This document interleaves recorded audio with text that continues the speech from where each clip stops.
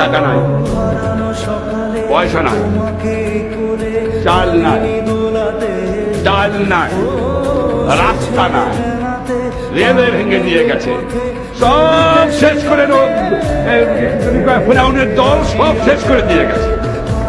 কিন্তু আছে আমার মানুষের একতা, আছে তাদের ঈমান, আছে তাদের শক্তি। এই মনুষ্য শক্তি নিয়েই এই বাংলাকে নতুন করে গড়ে তুলতে চায়।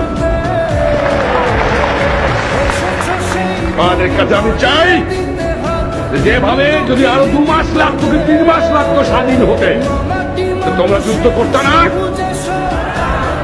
যদি 1 বছর লাগতো যুদ্ধ করতে না? না খেয়ে কষ্ট করতে না? তোমরা শত্রু মোকাবেলা করতে না? গুলি খেয়ে মরতে না?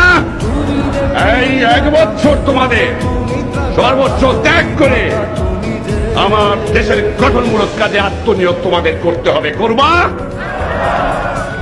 রাস্তা তোমাদের নিজেদের করতে হবে, ব্রিজ তোমাদের নিজেদের করতে হবে, ফসল উৎপাদন তোমাদের করতে হবে, গ্রামে গ্রামে তোমাদের কাজ করতে হবে, শান্তি শৃঙ্খলা তোমাদের এরিয়াতে তোমাদের রাখতে হবে। করবা?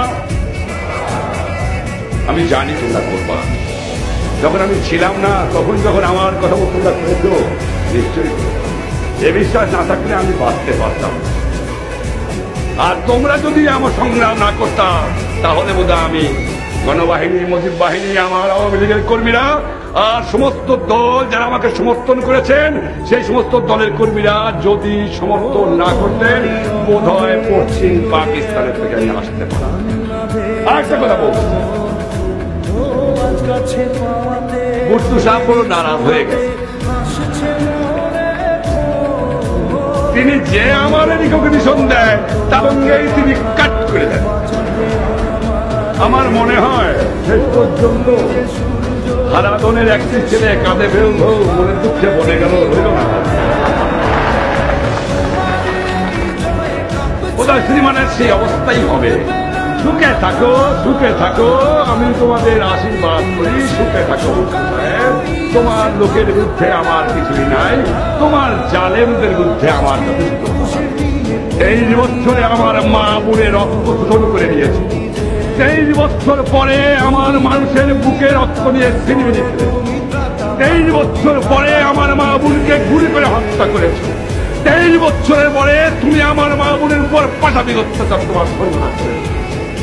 তবু আমি চাই তোমরা সুখে আমাদের সুখে রাখতে দাও।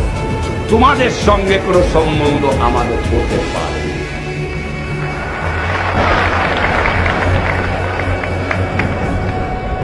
তুমি রিয়ালিটি মানে নাও, তুমি রিয়ালিটি মানে নাও, এদিক চিন্তা ভাবনা না করে নিজের মানুষকে বাঁচাও। কারণ তোমার অর্থনৈতিক অবস্থা আমি জানি 12টা তোমার বেজে গেছে।